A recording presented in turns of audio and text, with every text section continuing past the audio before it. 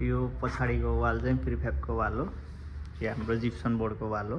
Pant गरेपछि footing लगाएपछि चाहे प्रिफ्याबको बोर्ड होस्, जिप्सन बोर्ड होस्, चाहे फर्निचर पार्टिसन होस्, सबै एउटै देखिन्छ। हामीले एकै ठाउँमा यो फर्निचरको पार्टिसन हो, यो चाहिँ हाम्रो जिप्सन बोर्डको पार्टिसन हो र पछाडिको वाल चाहिँ प्रिफ्याबको वाल हो। यो वालहरू चाहिँ फरक प्रोडक्टको छ। तपाईँहरूलाई प्रिफ्याबको पार्टिसन, जिप्सन बोर्डको पार्टिसन, फर्निचरको पार्टिसनहरू जे गराउँदा पनि हामीलाई सम्झाउन सक्नुहुन्छ। र तपाईँलाई चाहिँ यो हाम्रो जिप्सनको पार्टिसन हेर्दाखेरि यस्तो देखिन्छ। यो चाहिँ सस्तो, भरपर्दो,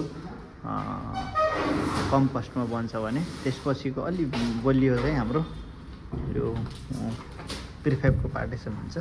यो चाहिँ तपाईँको नर्मली लात्तासात्ताले खुट्टासुट्टाले हान्दा पनि फुट्ने हुँदैन। त्यसको तुलनामा यो चाहिँ अलि कच्चो हुन्छ। र यो भन्दा अर्को पार्टिसन भनेको हाम्रो प्लाईको पार्टिसन हुन्छ। त्यो चाहिँ अलिक पश्चिम भन्दै भएको भएर हामीले यहाँ जिप्सन बोर्डको पार्टिसन र प्रिफ्याबको पार्टिसन गराएका छौँ। हजुरहरूलाई पनि पार्टिसनहरू, सिलिङहरू गराउन पऱ्यो भने हामीलाई सम्झाउन सक्नुहुन्छ। यसरी हामीले यहाँ देख्न सक्नुहुन्छ यो प्रिफ्याब प्यानलको वाल हो। यसरी फ्रेम स्ट्रक्चर गराएर यो बलियो पनि हुन्छ, एकदम बलियो हुन्छ। हजुरहरूलाई नि यस्तो पार्टिसनको कामहरू गर्न पऱ्यो भने हामीलाई सम्झाउन सक्नुहुन्छ। प्लस यसको फाइदा चाहिँ के छ भन्दा प्रिफ्याबको पार्टिसनमा चाहिँ एल्युमिनियम UPVC भन्दा कम कस्ट पनि हुन्छ। प्लस स्ट्रेन्थको हिसाबले एकदम बलियो पनि हुन्छ।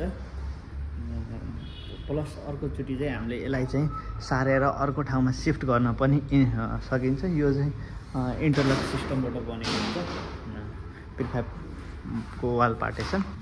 यो चाहिँ हाम्रो प्रिफ्याबको पार्टिसन हो। यो मेल फिमेल हुन्छ, यो इन्टरलक सिस्टमबाट हुन्छ। यसलाई सहजै खोलेर पछि अर्को ठाउँमा सिफ्ट गर्न पनि सक्यो। तपाईँहरूले फ्ल्याटहरू रेन्टमा लिनु छ भने पार्टिसन गर्नु पऱ्यो भने हामीलाई सम्झाउन सक्नुहुन्छ।